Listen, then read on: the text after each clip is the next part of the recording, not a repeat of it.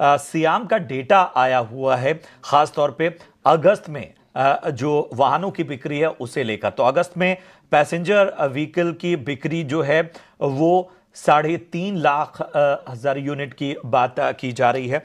इसके अलावा अगस्त में घरेलू टू व्हीलर की बिक्री जो है वो 17 लाख यूनिट की यहां पर तमाम जो है फिगर सामने आ रहे हैं। और इसकी वजह से आप देखिए कि ऑटो पॉकेट में भी एक एक्शन साफ तौर पर देखने को मिल रहा है।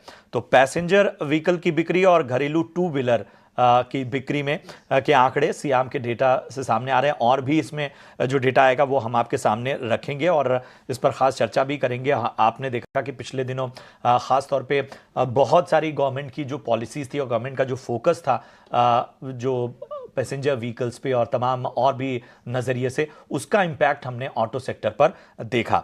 चूंकि डेटा को हमने आपके सामने रखा था, एक बार फिर मैं दोहरा देता हूं। तो अगस्त में घरेलू टू व्हीलर की बिक्री जो रही है, अगस्त महीने में बता रहा हूं, वो 17,12,000 रही है।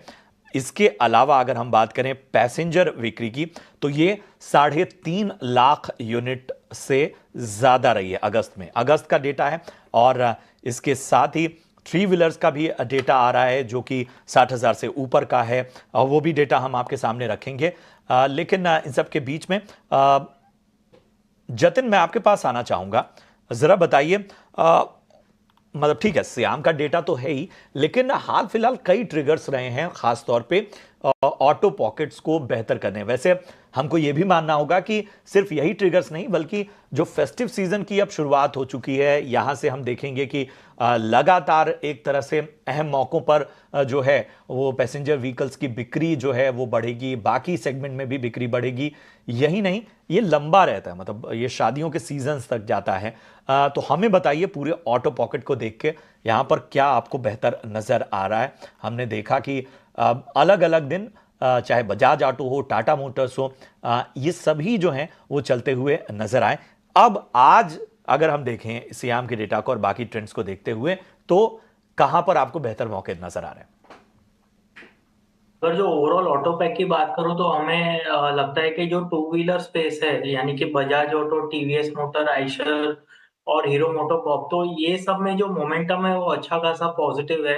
अगर जो पैसेंजर व्हीकल्स की बात करूं तो उसमें अशोक लेलैंड, जो हमें लगता है कि कमर्शियल व्हीकल्स में अशोक लेलैंड है।